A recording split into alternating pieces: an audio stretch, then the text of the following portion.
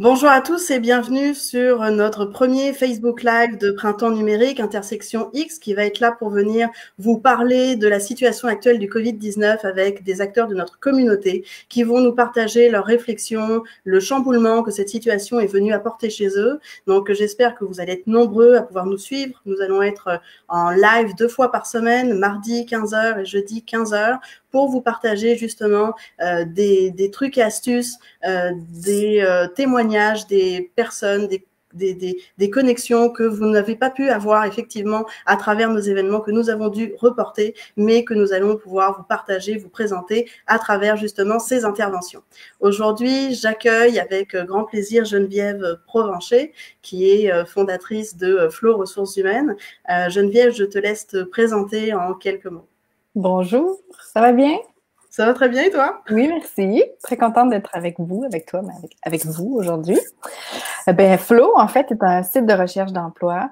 Pour ceux qui ne connaissent pas, un site de recherche d'emploi qui met de l'avant les entreprises et les postes qui sont flexibles. Donc, par flexible, on entend tous ceux qui font la promotion de télétravail, sujet dont on entend parler beaucoup ces temps-ci. Très à la mode en ce moment. Oui, tout à fait. Donc, télétravail, horaire flexible, variable, en contexte plus régulier, vacances illimitées, etc. Donc, tout ce qui permet de faire le pont un peu entre sa vie professionnelle et personnelle et de trouver un meilleur équilibre là-dedans. Actuellement, on est beaucoup dans le télétravail. En fait, presque tout le monde est en... La majorité des travailleurs sont en télétravail. Donc, c'est plus que jamais pertinent.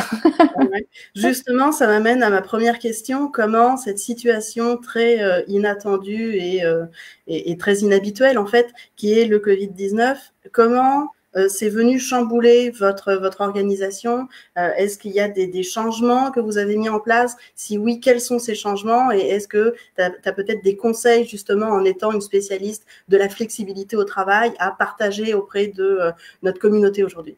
Oui, tout à fait. Mais en fait, la situation actuelle est assez surprenante et très inhabituelle, on va se le dire. Là.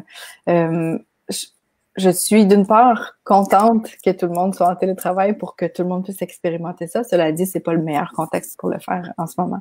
Nous, chez Flow, quand c'est arrivé, en fait, quand les écoles ont fermé, on était déjà pas mal en télétravail pour la majorité d'entre nous. En fait, il y a à peu près juste moi et une autre de mes collègues qui était au bureau entre 1 et 3 journées par semaine. On a Gabrielle qui travaille 3 jours de la maison, Audrey qui est en Ontario, donc c'est pas, puis Pierre qui est à la maison, donc c'est pas, on était vraiment une équipe qui était habituée d'être en télétravail. Cela dit, on s'est rapproché d'un point de vue communication. Moi, j'ai quand même appliquer un peu notre propre, ce que nous, on prêche, en fait. Et donc, j'ai dit, la communication demeure quelque chose de très, très, très important, surtout dans un contexte où c'est pas tellement par choix, donc les gens sont vraiment sont forcés un peu d'être à la maison, puis les situations sont différentes. Donc, ce que j'ai fait avec ma propre équipe, en fait, c'est vraiment de m'assurer d'avoir des points de contact avec l'équipe régulièrement sur une base hebdomadaire. Et à tous les vendredis, on se fait un 4,5, 5,5 avec un verre de vin pour se raconter. Pour parler d'autres choses que de travail, en fait. Donc, c'est vraiment... ça, c'est ce qu'on a mis en place pour notre équipe. Bien sûr, des points de communication réguliers sont un peu comme le Legault le fait finalement. C'est un leadership, on le voit, hein, et qui est commenté, fortement commenté, mais c'est un leadership qui est assez... qui fonctionne, qui est positif, qui est rassurant, puis de communiquer, vraiment, c'est très, très, très important. Puis pour la mission de Flow, en fait, nous, on s'est dit, bon, là, des emplois, en ce moment, on a sondé nos clients. Il y a des compagnies qui ont mis leur recrutement sur le hold, sur la glace. Par contre, il y en a qui continuent de recruter. Donc, on s'est dit, on peut être là peut-être pour les gens qui, soit ont perdu leur emploi, pour afficher les entreprises qui recrutent encore. Et on a décidé d'afficher les postes pour les services essentiels et les OBNL et tous les services à la communauté gratuitement jusqu'au 1er mai. Donc, on s'est dit, c'est un peu... on peut pas faire grand-chose, mais dans l'instant présent, c'est ce qu'on peut faire pour la communauté, du moins. Donc, si je comprends bien, il y a eu pas tant un changement au sein de votre organisation à vous, parce que vous étiez justement effectivement déjà coordonné, bien chaussé, mais tu as quand même vu un changement au sein de ta communauté de clients, d'entreprises que tu desserres depuis maintenant quelques temps. Est-ce qu'ils ont fait appel à toi, en fait, pour peut-être avoir ces conseils-là dans cette crise, ou tu as bien vu qu'il y avait quelque chose qui était tellement inhabituel qu'il y a eu davantage peut-être un renfermement sur soi plutôt que d'aller vers une spécialiste comme toi? Ouais. Mais là, pour l'instant, on est semaine 3. Ça commence tranquillement pas vite les gens commencent à se déposer un peu. Tu sais, semaine 1, c'est la semaine du chaos, du choc total. Tout le monde était dans le vide un peu. Et tout le monde, et je pense que beaucoup de gestionnaires d'entreprise ont été en mode réaction. OK, qu'est-ce qu'on fait?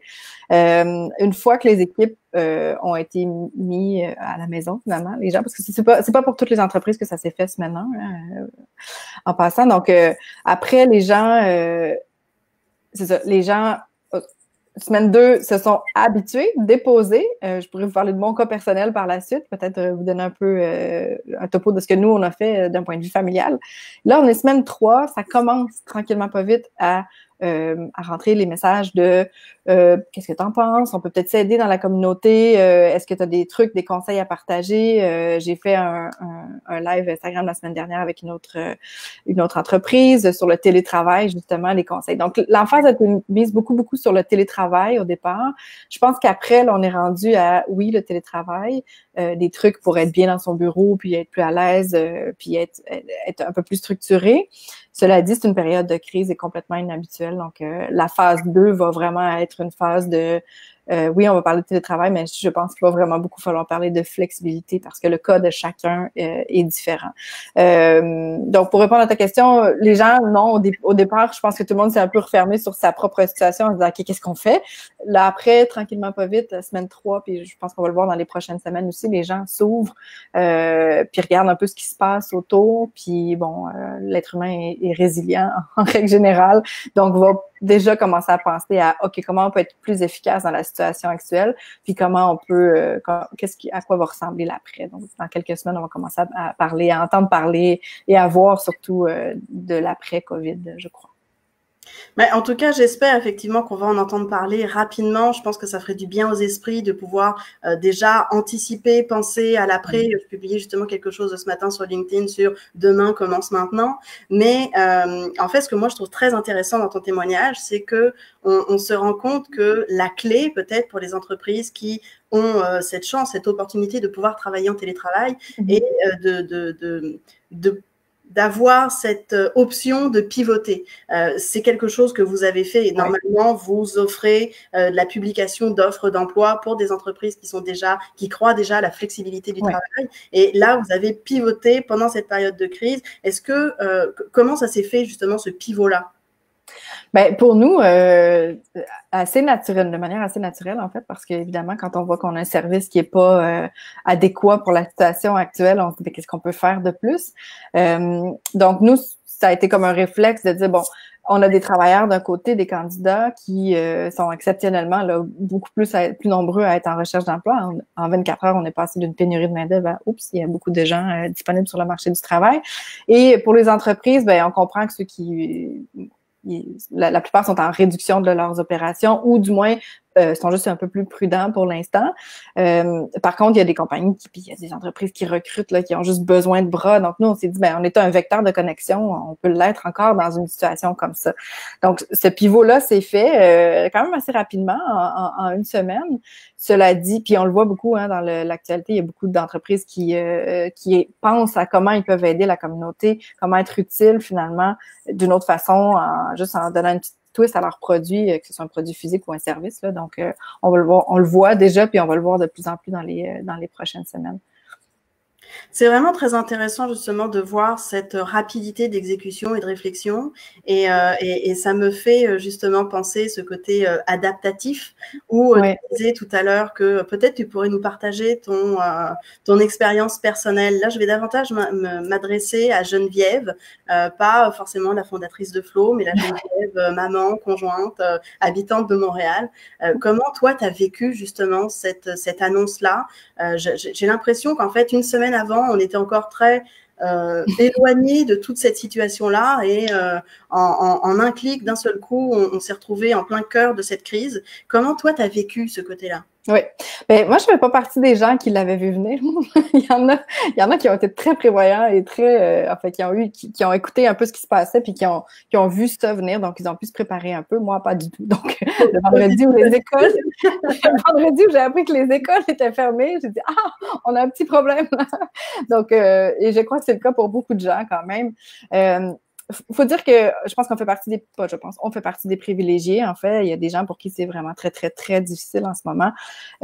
Donc, il y en a pour tous les goûts en ce moment. Cela dit, un des points, et je vais revenir sur ma situation personnelle, mais c'est difficile pour tout le monde en ce moment. Donc, tantôt, un petit peu plus tôt, quand je parlais de flexibilité, ça va être très, très, très important que les gestionnaires d'entreprise soient très flexibles dans autant dans leur questionnement que dans leur communication, mais parce que chacun vit une situation individuellement très différente, que ce soit d'être complètement seul ou d'être un petit peu trop dans la même maison. Donc, il y a quand même, il y a pas vraiment d'équilibre en ce moment qui se passe. Donc, c'est difficile pour tout le monde à des degrés différents.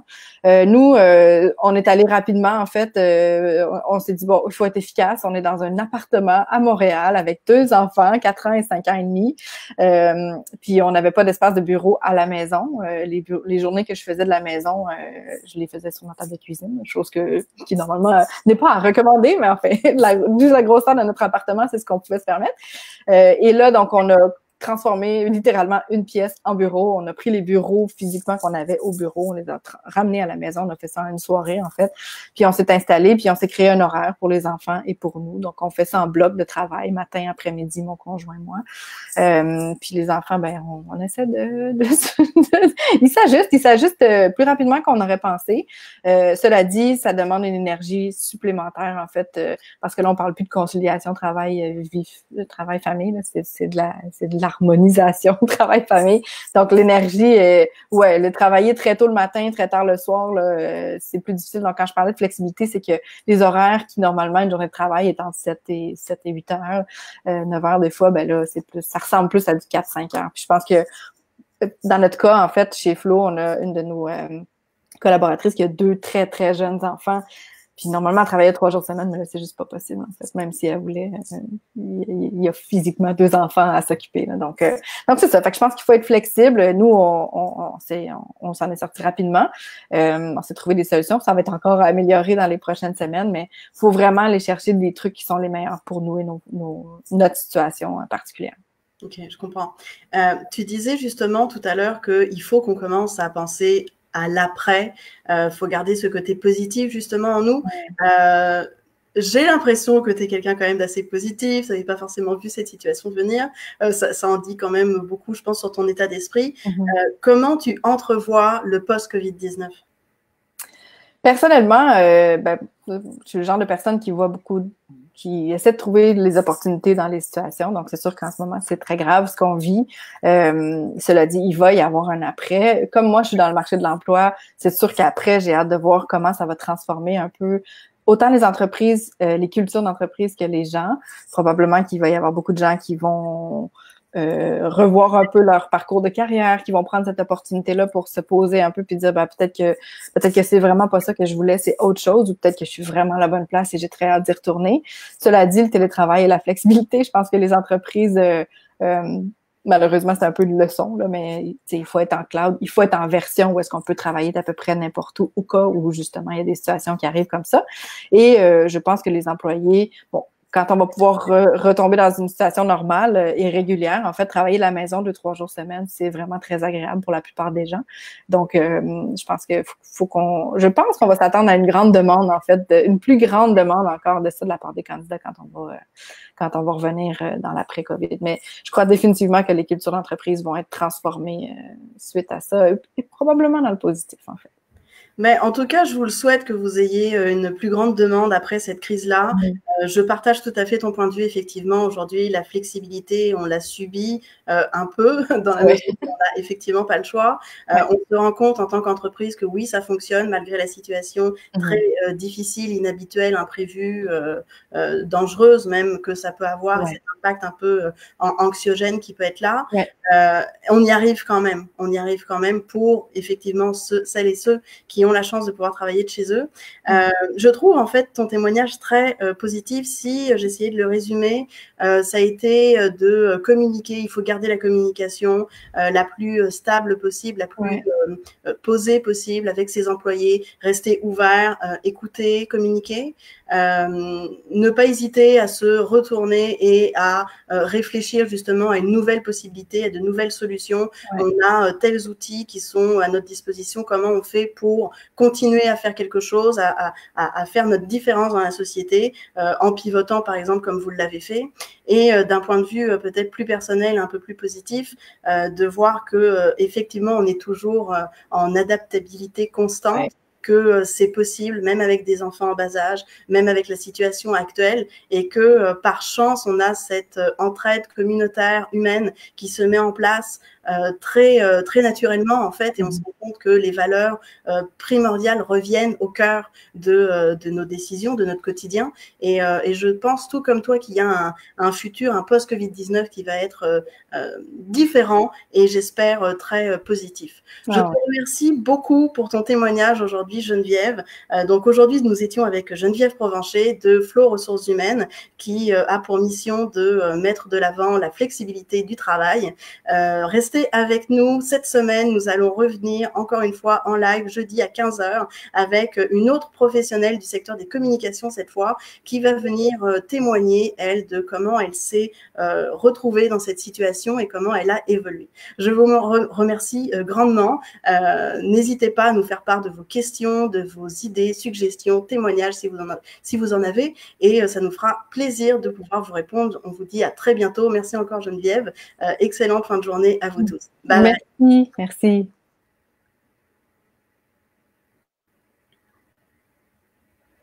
Offline.